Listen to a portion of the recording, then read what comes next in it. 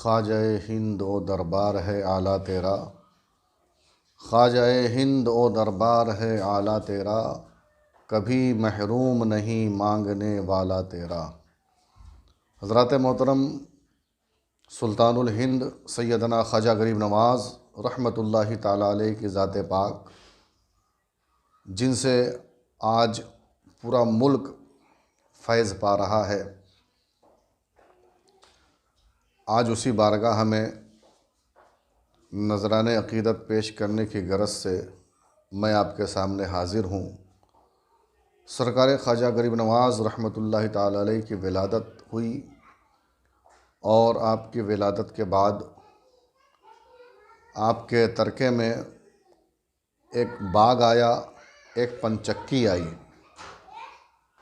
सरकार सुल्तानुल हिंद दिन भर अपने बाग में रहते, अल्लाह तबारक व तआला के ज़िक्र में मशगूल रहते और कसरत से कुरान मजीद की तिलावत फरमाया करते थे। तिलावत कुरान का हाल ये था, इतनी अच्छी तिलावत थी आपकी, इतने बेहतरीन लबो लहज़े में कुरान मजीद की तिलावत करते थे कि जब आप कुरान मजीद की तिलावत करते थे, परिंदे आकर के आपकी तिलावत को सुना करते थे। और सरकार ख्वाजा गरीब नवाज़ रहमतुल्लाहि ताला अलैह अपने बाग में मौजूद होते, बाग की साफ़ सफाई भी करना होता, पंचक्की भी चलाना होता और दीगर काम अंजाम देना होता। लेकिन आप जब कुरान की तिलावत करते, तिलावत कुरान में ऐसे मशगूल हो जाते कि काम का ध्यान ही नहीं रहता।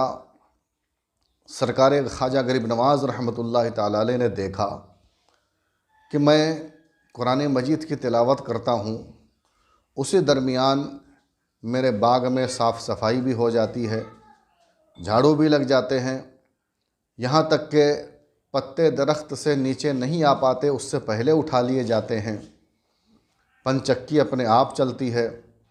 आखिर इन सबको चलाने वाला कौन है? बाग में झाड़ू लगाने वाला, साफ़ सफाई करने वाला कौन है? और दरख्तों के पत्ते उठाता कौन है? आपने सोचा कि चलो चल कर के देखा जाए।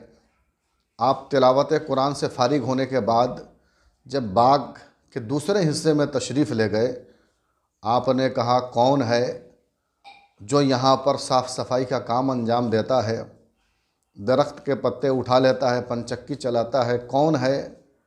मेरे सामने आए। तो सरकार ख्वाजा गरीब नवाज़ ने जब इतना इरशाद फरमाया, 4 शक्लें आपके सामने आईं। और जब ख्वाजा गरीब नवाज़ ने उन शक्लों को देखा तो आपने देखा कि बहुत ही अजीब व गरीब शक्लें थीं। आपने उससे पहले वैसी शक्लें नहीं देखी थीं। आपने जब देखा तो देख कर के आपने फरमाया, तुम लोग कौन हो और मेरे बाग में क्या कर रहे हो? तो उन 4 लोगों ने जवाब दिया, ए सरकार, ए सुल्तानुल हिंद, हम इंसान नहीं बल्कि जिन्नात हैं और हम यहाँ से गुज़र रहे थे, हमने देखा कि आप तिलावत कुरान में मशगूल थे और इतनी बेहतरीन आवाज़ थी आपकी, इतने बेहतरीन आवाज़ में कुरान मजीद की आप तिलावत फरमा रहे थे कि जब हमने सुना तो हम सब के सब रुक गए और जब तक कि आप कुरान की तिलावत करते रहे, हम बैठ कर के सुनते रहे, हमारा दिल मुतमईन हो गया, दिल बाग बाग हो गया। फिर हमने ये तय कर लिया कि हम अब यहाँ से कहीं नहीं जाएंगे, बल्कि इसी बाग में रह कर के आपसे तिलावत कुरान मजीद सुना करेंगे। लिहाजा हम यहाँ पर आए इसलिए हैं कि हम कुरान मजीद की तिलावत सुन सकें। लिहाजा बाग के काम आपके ज़िम्मे है, जितनी देर आप साफ़ सफाई में लगाएंगे, जितनी देर में आप पंचक्की को चलाएंगे या दूसरे काम को अंजाम देंगे, उतनी देर में आप कुरान मजीद की तिलावत मज़ीद कर पाएंगे।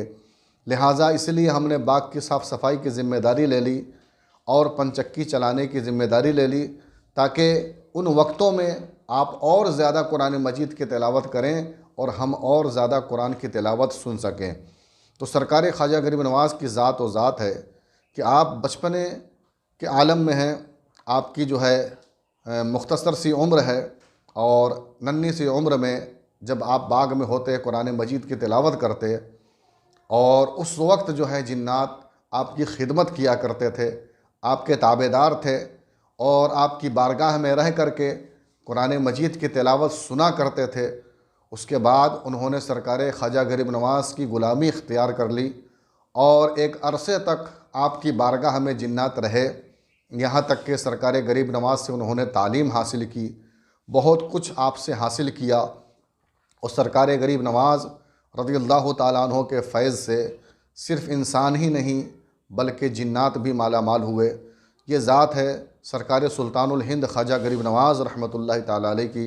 अल्लाह का बहुत बड़ा एहसान है, उसका शुक्र है कि हमें उसने दामन गरीब नवाज़ अता फ़रमाया, सरकार ख्वाजा गरीब नवाज़ की बारगाह का खादिम बनाया, आपके दर का ग़ुलाम बनाया। सरकार ख्वाजा गरीब नवाज़ रहमतुल्लाहि ताला अलैह अपने बाग में रहा करते थे। उसी दरमियान एक बुज़ुर्ग वहाँ तशरीफ़ लाए, जो सरकार ख्वाजा गरीब नवाज़ से मुलाकात किए। सरकार ख्वाजा गरीब नवाज़ से नाम पूछा, आपने अपना नाम बताया। आने वाले बुज़ुर्ग एक मजज़ूब थे, जिनका नाम हज़रत इब्राहीम कुंदूसी था। आप तशरीफ़ लाए और आपने सरकार ख्वाजा गरीब नवाज़ से कहा, मुझे कुछ खाने के लिए दो।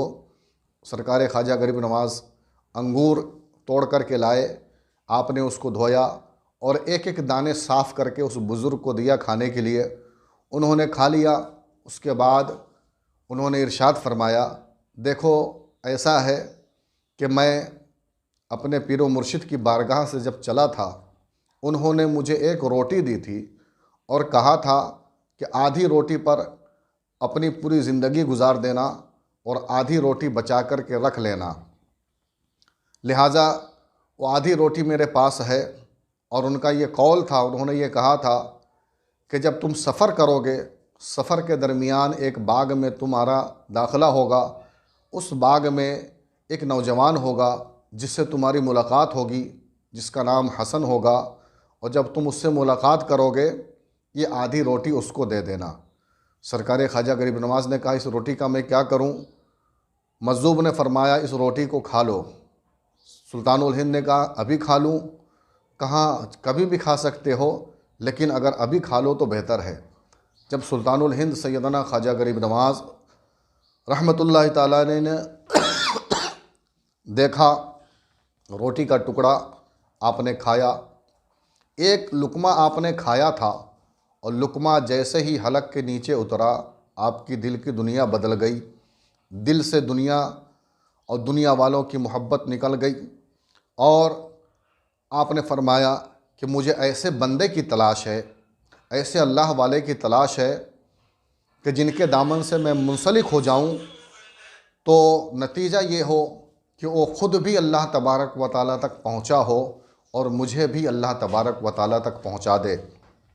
ये सोचकर सुल्तानुल हिंद मुर्शिद की तलाश में निकले, और सरकार ख्वाजा गरीब नवाज़ की तलाश के बाद, आपकी कोशिशों के बाद एक बुज़ुर्ग से मुलाकात हुई।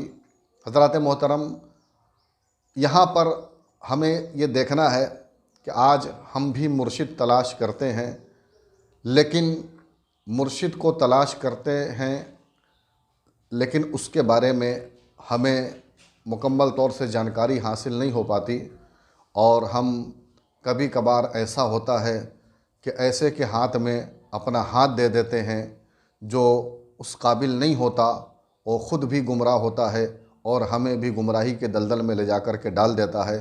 तो लिहाजा जब भी पीर का इंतखाब करें, पीर को चुनें, तो सोच समझ कर के चुनें, और उसमें जो सबसे अहम चीज़ जो हम देखें वो ये कि वो शरीयत मुतहरा पर कायम है या नहीं है, रसूल पाक अलैहिस्सलाम के फ़रामीन पे अमल करता है या नहीं करता है। और उससे वो चीज़ देखने के बाद हमें देखना ये है कि वो शख्स सुन्नी सहीहुल अक़ीदा है या नहीं है। इमाम अहले सुन्नत मुजद्दिद दीन व मिल्लत इमाम अहमद रज़ा फ़ाज़िल बरेलवी रहमतुल्लाहि ताला अलैह के मसलक पर कायम है या नहीं है, ये चीज़ें देखना हमारे लिए ज़रूरी है। यूँ ही आँख बंद करके किसी के हाथ पर हाथ नहीं देना चाहिए, बल्कि किसी को अपना पीर बनाने से पहले उसको अच्छे तरीके से जांच लेना चाहिए, परख लेना चाहिए कि वाकई वो मसलक आला हज़रत का अलमबरदार है या नहीं है। अगर मसलक आला हज़रत पर कायम है, आप उससे बैत हो सकते हैं, मुरीद हो सकते हैं। और अगर मसलक आला हज़रत से हटा हुआ है तो हरगिज़ उसको अपना पीर तस्लीम ना करें। यही पैगाम हमें बुज़ुर्गों से मिलता है। सुल्तानुल हिंद जब अपनी तलाश मुकम्मल कर चुके तो आपकी मेहनतों और कोशिशों के बाद आपकी तलाश जब मुकम्मल हुई, उसके बाद एक बुज़ुर्ग से निशापुर में मुलाकात हुई जिनका नाम हजरत ख्वाजा उस्मान हरवनी रहमतुल्लाहि ताला अलैह है। उनसे जब आपकी मुलाकात हुई, उसके बाद सरकार ख्वाजा गरीब नवाज़ रहमतुल्लाहि ताला अलैह ने उनकी ग़ुलामी हासिल की।